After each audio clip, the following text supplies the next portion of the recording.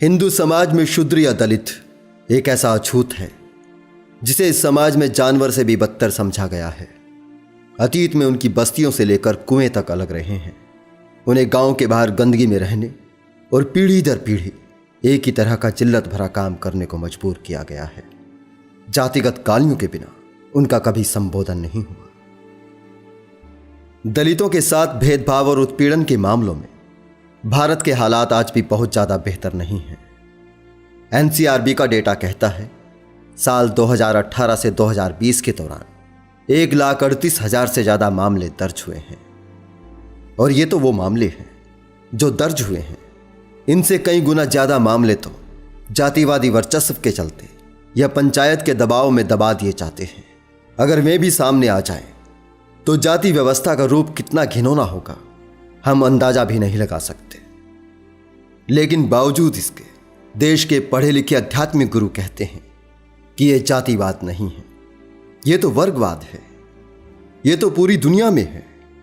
यहां इसे कास्ट कहते हैं, बाकी जगह इसे क्लास कहते हैं। इसमें कोई शक नहीं है कि अक्सर इस तरह की बातें करने वाले और उन्हें सुनने वाले अधिकतर ऊंची कही जाने वाली जाति से आते हैं, जिन्होंने पीढ़ी दर पीढ़ी जातिगत श्रेष्ठता और विशेषाधिकार का स्वाद चखा है। उन्हें कास्ट और क्लास का अंतर कभी समझ नहीं आएगा। जातिवाद असल में क्या है, इसे कोई और समझ भी नहीं सकता। जातिवाद की पीड़ा क्या होती है, इसे वही जानता है जिसने इसका दंश झेला है।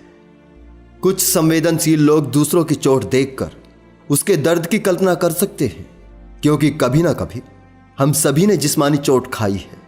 हमें उस दर्द का एहसास हो सकता है, लेकिन जातिवाद की चोट मन पे होती है। जातिगत गालियां सुनने का दर्द क्या होता है, जातिगत दुत्कार का दर्द कैसा होता है, इसे हर कोई महसूस नहीं कर सकता। कई बार हम धर्म ग्रंथों से जातिवाद को समझने का प्रयास करते हैं। वहां पर जातिवादी संदेश मिलते जरूर हैं, लेकिन वो राजाओं, गुरुओं और भगवान के मुंह में डाले गए हैं। धर्म ग्रंथों के पन्नों पर दूसरे बहुत से अलंकार होते हैं। यूं समझिए, धर्म ग्रंथों के पन्नों पर कई तरह के इत्र लगे होते हैं, जिसकी सुगंध में धर्म की ये दुर्गंध महसूस नहीं होती। इन धर्म ग्रंथों से हम जातिवाद को नहीं समझ सकते। जातिवाद को अगर थोड़ा समझना चाहते हैं तो किसी दलित के जीवन को पढ़ना होगा, क्योंकि हिंदू धर्म के जातिवाद की असल सच्चाई इन भारी भरकम धर्म ग्रंथों में नहीं मिलेगी। हिंदू समाज के जातिवाद की असल सच्चाई इन धर्म ग्रंथों के नीचे दबी इस छोटी सी पुस्तक में मिलेगी। यह किताब ओम प्रकाश वाल्मीकि का जीवन है। यह आत्मकथा है एक दलित की। इस किताब का नाम है झूठन।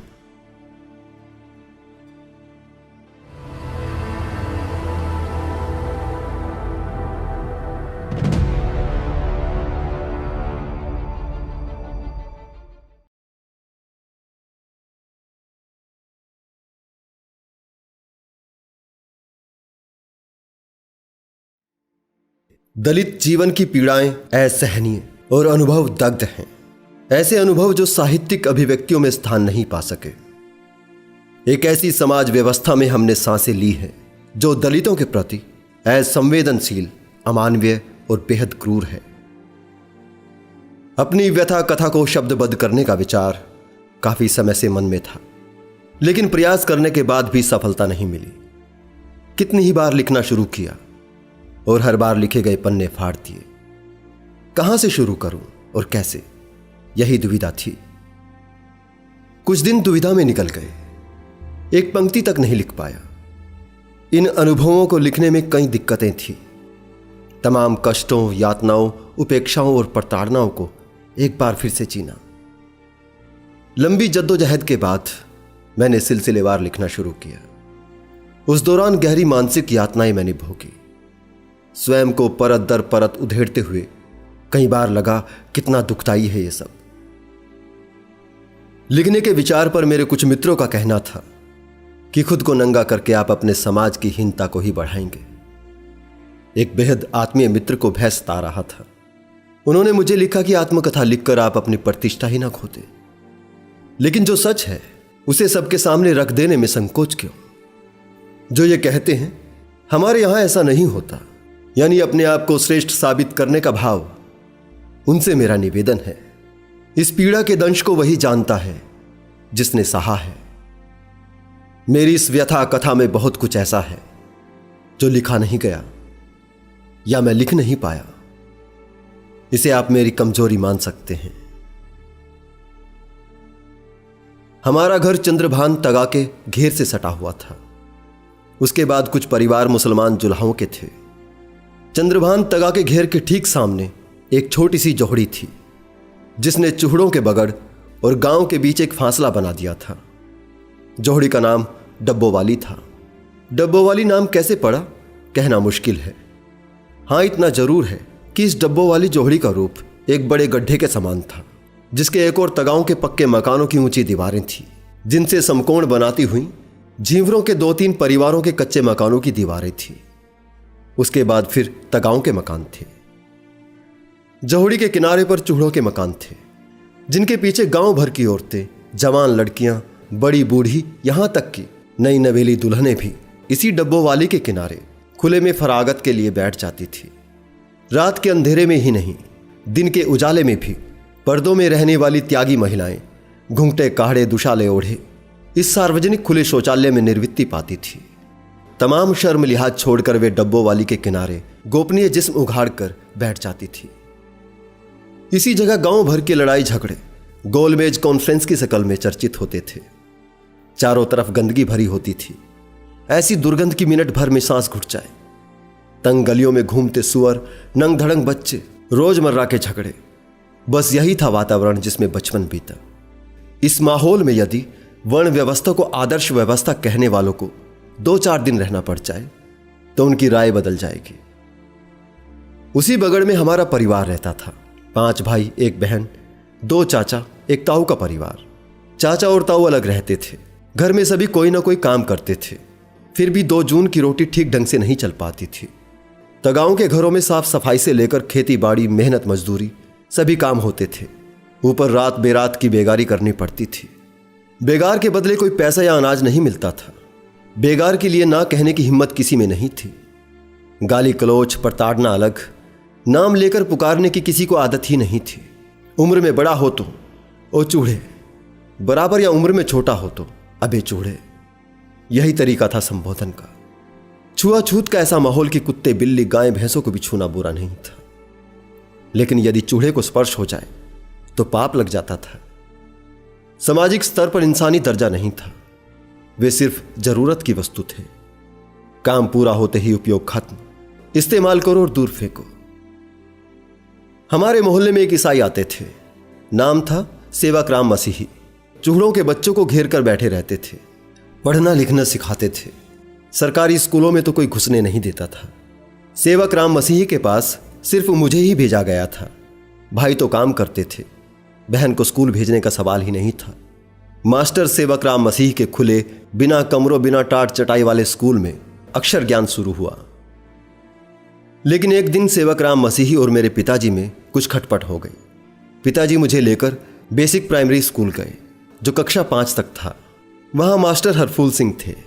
उनके सामने मेरे पिताजी ने गिड़गिड़ाकर कहा, मास्टर जी थारी मेहरबानी हो जाएगी, जो हमारे इस जाकत को भी 2 अक्षर सिखा दोगे। मास्टर हरफूल सिंह ने अगले दिन आने को कहा। पिताजी अगले रोज फिर गए। कई दिन तक स्कूल के चक्कर काटते रहे। आखिर एक रोज स्कूल में दाखिला मिल ही गया। उन दिनों देश को आजादी मिले 8 साल हो गए थे। गांधी जी के अछूतोद्धार की प्रतिध्वनि सुनाई पड़ती थी। सरकारी स्कूलों के द्वार अछूतों के लिए खुलने शुरू हो गए थे। लेकिन जन सामान्य की मानसिकता में कोई विशेष बदलाव नहीं आया था। स्कूल में दूसरों से दूर बैठना पड़ता था। जमीन पर अपने बैठने की जगह आते आते चटाई छोटी पड़ जाती थी। कभी कभी तो एकदम पीछे दरवाजे के पास बैठना पड़ता था, जहां से बोर्ड पर लिखे अक्षर धुंधले दिखते थे। त्यागियों के बच्चे चूड़े का कहकर चिढ़ाते थे, कभी कभी बिना कारण पिटाई भी कर देते थे। एक अजीब सी यातनापूर्ण जिंदगी थी, जिसने मुझे अंतर्मुखी और चिड़चिड़ा, तुनक मिजाजी बना दिया। स्कूल में प्यास लगे तो हैंडपंप के पास खड़े होकर किसी के आने का इंतजार करना पड़ता था। हैंडपंप छूने पर बवाल हो जाता था। लड़के तो पीटते ही थे, मास्टर लोग भी हैंडपंप छूने की सजा देते थे। तरह तरह के हथकंडे अपनाए जाते थे ताकि मैं स्कूल छोड़कर भाग जाऊं और मैं भी उन्हीं कामों में लग जाऊं जिनके लिए मेरा जन्म हुआ था। उनके अनुसार स्कूल में आना मेरी अनाधिकार चेष्टा थी। मेरी ही कक्षा में राम सिंह और सुक्खन सिंह भी थे। राम सिंह जाति से चमार था और सुक्खन सिंह झींवर। राम सिंह के पिताजी और मां खेतों में मजदूरी करते थे। सुक्खन सिंह के पिताजी इंटर कॉलेज में चपरासी थे। हम तीनों साथ साथ पढ़े और बड़े हुए, बचपन के खट्टे मीठे अनुभव समेटे। तीनों पढ़ने में हमेशा आगे रहे, लेकिन जाति का छोटापन कदम कदम पर झलता रहा। बरला गांव में कुछ मुसलमान त्यागी भी थे। मुसलमान तगाओं का व्यवहार भी हिंदुओं जैसा ही था। कभी कोई अच्छा साफ सुथरा कपड़ा पहनकर यदि निकले तो फब्तियां सुननी पड़ती थी। ऐसी फब्तियां जो भुजे तीर की तरह भीतर तक उतर जाती थी। ऐसा हमेशा होता था। साफ सुथरे कपड़े पहनकर कक्षा में जाओ तो लड़के कहते, अभी देखो चूड़े का नए कपड़े पहनकर आया है। मैले पुराने कपड़े पहनकर स्कूल में जाते तो कहते, अभी चूड़े के दूर हट, बदबू आती है। अजीब हालात थे। दोनों ही स्थितियों में अपमानित होना पड़ता था। चौथी कक्षा में थे। हेडमास्टर विशंबर की जगह कलीराम आ गए। उनके साथ एक और मास्टर आए थे। उनके आते ही हम तीनों के बहुत बुरे दिन शुरू हो गए। बात बेबात पर पिटाई हो जाती थी। राम सिंह तो कभी कभी बच भी जाता था, लेकिन सुक्खन सिंह और मेरी पिटाई तो आम बात थी। मैं वैसे भी काफी कमजोर और दुबला पतला था। सुक्खन सिंह के पेट पर पसलियों के ठीक ऊपर एक फोड़ा हो गया था, जिससे हर वक्त पीप बहती रहती थी। कक्षा में वो अपनी कमीज ऊपर की तरफ इस तरह मोड़ कर रखता था ताकि फोड़ा खुला रहे। एक तो कमीज पर पीप लगने का डर, दूसरे मास्टर की पिटाई के समय फोड़े को बचाया जा सकता था। एक दिन मास्टर ने सुक्खन सिंह को पीटते समय उस फोड़े पर ही घूंसा जड़ दिया। सुक्खन सिंह की दर्दनाक चीख निकली। उसे तड़पता देखकर मुझे भी रोना आ गया। मास्टर हम लोगों को रोता देखकर लगातार गालियां बक रहा था। गालियां भी ऐसी जिन्हें यदि शब्दबद्ध कर दूं तो हिंदी की अभिजात्यता पर धब्बा लग जाएगा। अध्यापकों का आदर्श रूप जो मैंने देखा है वो अभी तक मेरी स्मृति से मिटा नहीं है। जब भी कोई आदर्श गुरु की बात करता है तो मुझे वे तमाम शिक्षक याद आ जाते हैं जो माँ बहन की गालियां देते थे, सुंदर लड़कों के गाल सहलाते थे और उन्हें अपने घर बुलाकर उनसे वाहियातपन करते थे। एक रोज हेडमास्टर कलीराम ने मुझे अपने कमरे में बुलाकर पूछा, क्या नाम है तेरा? मैंने डरते हुए धीमे स्वर में कहा, ओम प्रकाश। हेडमास्टर को देखते ही बच्चे सहम जाते थे। पूरे स्कूल में उनकी दहशत थी।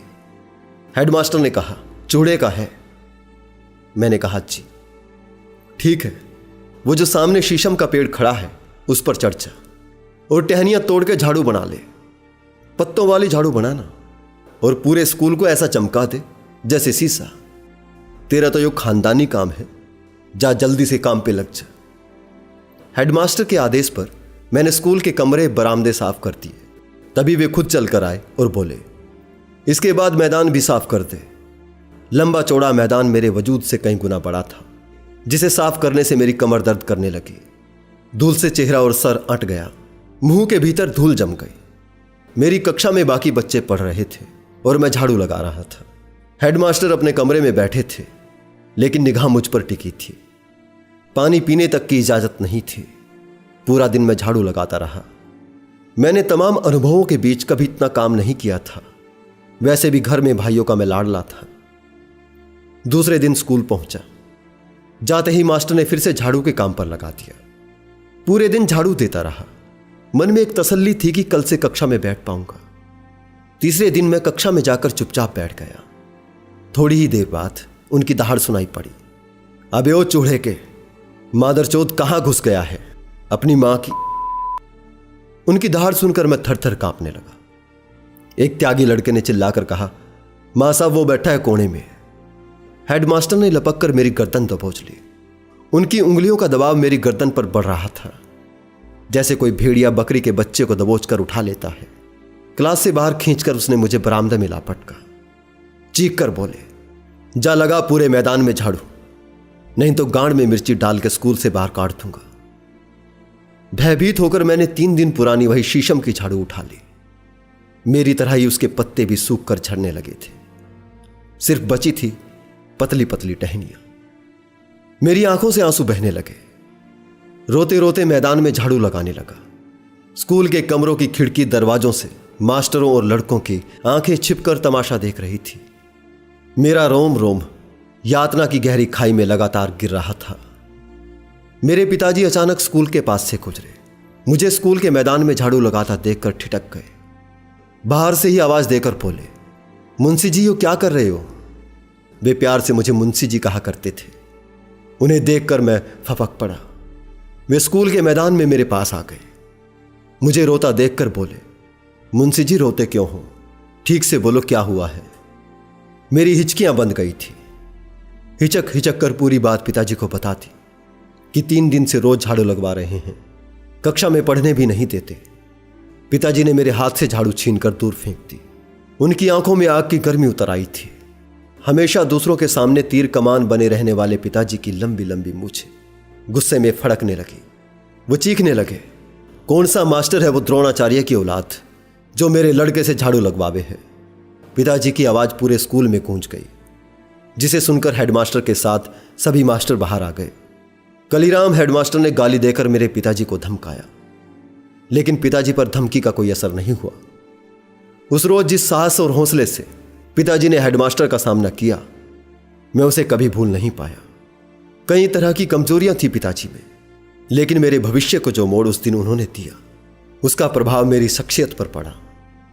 हेडमास्टर ने तेज आवाज में कहा, ले जा इसे यहां से, चूड़ा होके पढ़ने चला है, चला जा नहीं तो हाड़ गोड़ तुड़वा दूंगा। पिताजी ने मेरा हाथ पकड़ा और लेकर घर की तरफ चल दिए।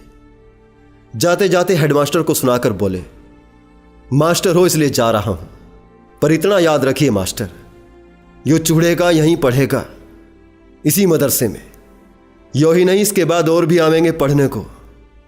पिताजी को विश्वास था गांव के त्यागी मास्टर कलीराम की इस हरकत पर उसे शर्मिंदा करेंगे, लेकिन हुआ ठीक उल्टा। जिसका दरवाजा खटखटाया यही उत्तर मिला, क्या करोगे स्कूल भेज के? यू कौवा भी कभी हंस बन सके हैं। तुम अनपढ़ गंवार लोग क्या जानो, विद्या ऐसे हासिल ना होती। अरे चूल्हे के जाकत को झाड़ू लगाने को कह दी तो कौन सा जुल्म हो गया? झाड़ू ही तो लगवाई थी, कौन सा द्रोणाचार्य की तरह गुंठा मांग लिया था। पिताजी थक हार कर निराश होकर लौट आए। बिना खाए पिए रात भर बैठे रहे। पता नहीं किस गहन पीड़ा को भोग रहे थे पिताजी। सुबह होते ही उन्होंने मुझे साथ लिया और प्रधान सगवा सिंह त्यागी की बैठक में पहुंच गए। पिताजी को देखते ही प्रधान बोले, अबे छोटन, क्या बात, तड़के तड़के आ लिया? चौधरी साहब, तुम तो कहते सरकार ने चूड़े चमारों के जागतों के लिए मदरसों के दरवाजे खोल दिए हैं, और यहां तो वो हेडमास्टर मेरे इस जाकत को पढ़ाने की बजाय क्लास के बाहर झाड़ू लगवावे है दिन भर। जब यो मदरसे में दिन भर झाड़ू लगावेगा तो पढ़ेगा कद? पिताजी प्रधान के सामने गिड़गिड़ा रहे थे। उनकी आंखों में आंसू थे। मैं पास खड़ा पिताजी को देख रहा था। प्रधान ने मुझे अपने पास बुलाकर पूछा, कौन सी क्लास में पढ़े हैं? जी, चौथी में। म्हारे महेंद्र की क्लास में है। जी। प्रधान जी ने पिताजी से कहा, फिक्र ना कर, कल मदरसे में भेज देना इसे। अगले रोज मैं डरते डरते स्कूल पहुंचा। डरा हुआ कक्षा में बैठा रहा। हर एक पल लगता रहा अब आया हेडमास्टर। जरा सी आहट होते ही दिल घबराने लगता था। उसके बाद स्थिति सामान्य हो गई, लेकिन कलीराम हेडमास्टर को देखते ही मेरी रूह कांप जाती थी। लगता था जैसे सामने से मास्टर नहीं, कोई जंगली सुअर थुतनी उठाए चिंचियाता चला आ रहा है। गेहूं की फसल कटने के वक्त मोहल्ले के सभी लोग तगांव के खेतों में गेहूं काटने जाते थे। तपती दोपहर में गेहूं काटना बहुत तकलीफदेह होता है। सिर पर बरसती धूप, नीचे तपती जमीन, नंगे पांव में कटे पौधों की जड़ें शूल की तरह तलवों में चुभती है। उनसे भी ज्यादा चुभन होती थी सरसों और चने की जड़ों से। चना काटने में एक कठिनाई और थी। चने के पत्तों पर खटाई होती है जो काटते समय पूरे शरीर पर चिपक जाती है। नहाने पर भी कम नहीं होती। कटाई करने वाले अधिकतर चूड़े या चमार ही होते थे, जिनके तन पर कपड़े सिर्फ नाम भर होते थे। पांव में जूता होने का सवाल ही नहीं होता था। नंगे पांव फसल कटने तक बुरी तरह से घायल हो जाते थे। फसल कटाई को लेकर अक्सर खेतों में हुज्जत चलती रहती थी। मजदूरी देने में ज्यादातर तगा कंजूसी करते थे, लेकिन काटने वालों की मजबूरी थी। जो भी मिलता थोड़ा बहुत ना नुकर के बाद लेकर घर लौट आते थे। घर आकर कुटते रहते या तगाओं को कोसते रहते, लेकिन भूख के सामने विरोध दम तोड़ देता था। हर साल फसल कटाई को लेकर मोहल्ले में बैठकें होती थी। 16 पुली पर एक पुली मेहनताना लेने की कस्में खाई जाती थी, लेकिन कटाई शुरू होते ही बैठकों के तमाम फैसले और कस्में हवा हो जाते थे। 21 पुली पर एक पुली की मंजूरी मिलती थी। एक पुली में 1 किलो से भी कम गेहूं निकलते थे, यानी दिन भर की मजदूरी 1 किलो गेहूं से भी कम। कटाई के बाद बैलगाड़ी या झोटा बुग्गी में लदाई और उतरवाई अलग से, उसका कोई पैसा या अनाज नहीं मिलता था। देर सवेर खलियानों में बैल हाँकने की बेगार सभी को करनी पड़ती थी। बैलों को गुलाई में घुमा घुमा कर गेहूं के पौधों को भूसे की शक्ल में बदला जाता था। फिर भूसे से गेहूं छाछ से हवा में उड़ाकर अलग किए जाते थे। ये काफी लंबा और थका देने वाला काम था, जिसे अधिकतर चमार या चूढ़े ही करते थे। मेरी माँ ये सब करने के साथ साथ 8-10 तगाओं हिंदू मुसलमानों के घर और मवेशियों की बांधने की जगह की साफ सफाई का काम करती थी। इसमें मेरी बहनें तथा जगबीर और जोर माँ का हाथ बटाते थे। बड़ा भाई सुखबीर वार्षिक नौकर की तरह काम करता था। प्रत्येक तगा के घर में 10 से 15 मवेशी सामान्य बात थी। उनका गोर उठाकर गांव के बाहर तूड़ियों पर या उपले बनाने की जगह डालना पड़ता था। प्रत्येक घेर से रोज 5-6 टोकरे गोबर निकलता था। सर्दी के महीनों में यह काम बहुत तकलीफदेह होता था। गायें, भैंस और बैलों को सर्दी से बचाने के लिए बड़े बड़े दालानों में बांधा जाता था, जिसमें गन्ने की सूखी पाती और फूंस बिछा होता था। रात भर जानवरों का गोबर और मूत्र पूरे दालान में फैल जाता था। 10-15 दिनों में एक बार पाती बदली जाती थी या उसके ऊपर सूखी पाती बिछा दी जाती थी। इतने दिनों में दालानों में भरी दुर्गंध से गोबर ढूंढ ढूंढ कर निकालना बहुत तकलीफदेह होता था। दुर्गंध से सिर भन्ना जाता था। इन सब कामों के बदले जो मिलता था, 2 जानवर के पीछे फसल के समय 5 सेर अनाज, यानी लगभग 2.5 किलो अनाज। दोपहर को हर एक घर से एक बची कुची रोटी, जो खास तौर पर चूढ़ों को देने के लिए आटे में भूसी मिलाकर बनाई जाती थी। कभी कभी झूठन भी आंगन की टोकरी में डाल दी जाती थी। शादी ब्याह के मौकों पर जब मेहमान या बाराती खाना खा रहे होते थे, तो चूल्हे दरवाजों के बाहर बड़े बड़े टोकरे लेकर बैठे रहते थे। बारात के खाना खा चुकने पर झूठी पतले उन टोकरों में डाल दी जाती थी, जिन्हें घर ले जाकर वे झूठन इकट्ठी कर लेते थे। पूरी के बचे कुचे टुकड़े, एक आध मिठाई का टुकड़ा या थोड़ी बहुत सब्जी पत्तल पर पाकर बाँछें खिल जाती थी। झूठन चटखारे लेकर खाई जाती थी। जिस बारात की पतलों से झूठन कम उतरती थी, कहा जाता था बारात में भुक्कड़ लोग आए हैं। अक्सर ऐसे मौकों पर बड़े बूढ़े ऐसी बारातों का जिक्र बहुत ही रोमांचक लहजे में सुनाया करते थे कि फलानी बारात में इतनी झूठन आई थी कि कई महीनों तक खाते रहे थे। पत्तलों से जो पूरियों के टुकड़े इकट्ठे होते थे, उन्हें धूप में सुखा लिया जाता था। चारपाई पर कोई कपड़ा डालकर उन्हें फैला दिया जाता था। अक्सर मुझे पहरे पर बैठाया जाता था, क्योंकि सूखने वाली पूरियों पर कौवे, मुर्गियां, कुत्ते अक्सर टूट पड़ते थे। जरा सी आंख बची नहीं कि पूरियां साफ, इसलिए डंडा लेकर चारपाई के पास बैठना पड़ता था। ये सूखी पूरियां बरसात के कठिन दिनों में बहुत काम आती थी। इन्हें पानी में भिगोकर उबाल लिया जाता था। उबली हुई पूरियों पर बारीक मिर्च और नमक डालकर खाने में मजा आता था। कभी कभी गुड़ डालकर लुगदी जैसा बन जाता था, जिसे सभी बहुत चाव से खाते थे। आज जब मैं इन बातों के बारे में सोचता हूं तो मन के भीतर कांटे उगने लगते हैं। कैसा जीवन था! दिन रात मर खप कर भी हमारे पसीने की कीमत मात्र झूठन। फिर भी किसी को कोई शिकायत नहीं, कोई शर्मिंदगी नहीं, कोई पश्चाताप नहीं। जब मैं छोटा था, माँ और पिताजी के साथ जाता था उनका हाथ बटाने। त्यागियों के खाने को देखकर अक्सर सोचा करता था, हमें ऐसा खाना क्यों नहीं मिलता। आज जब सोचता हूं तो जी मितलाने लगता है। अभी पिछले ही वर्ष मेरे निवास पर सुखदेव सिंह त्यागी का पोता सुरेंद्र आया था।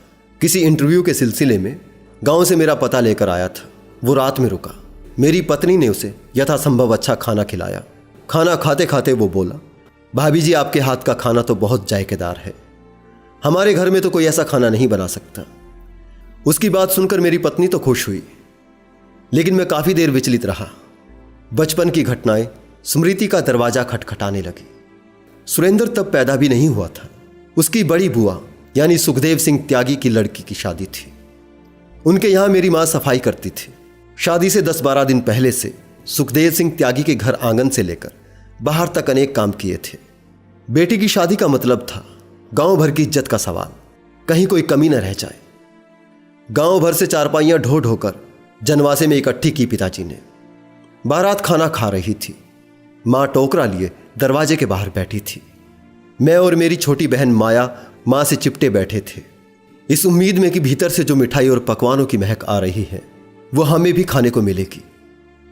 जब सब लोग खाना खाकर चले गए तो मेरी मां ने सुखदेव सिंह त्यागी को दालान से बाहर आते देखकर कहा, चौधरी जी तो सब खाना खा के चले गए, हमारे जागतों को भी एक पत्तड़ भर के दे दो, वो भी इस दिन का इंतजार कर रहे थे।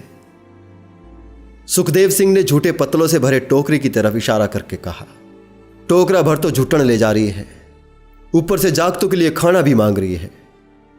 अपनी औकात में रह चूड़ी, दरवाजे से टोकरा उठा और चलती पड़। सुखदेव सिंह त्यागी के वे शब्द मेरे सीने में चाकू की तरह उतर गए। उस रोज मेरी मां की आंखों में दुर्गा उतर आई थी।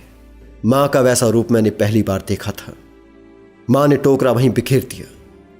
सुखदेव सिंह से कहा, इसे उठा के अपने घर में धर ले, कल तड़के बारातियों को नाश्ते में खिला देना। इतना कहकर हम दोनों का हाथ पकड़कर मां तीर की तरह उठकर चलती। सुखदेव सिंह मां पर हाथ उठाने के लिए झपटा था, लेकिन मेरी मां ने शेरनी की तरह सामना किया बिना डरे। उसके बाद मां कभी उनके दरवाजे पर नहीं गई और झूठन का सिलसिला उस घटना के साथ ही बंद हो गया।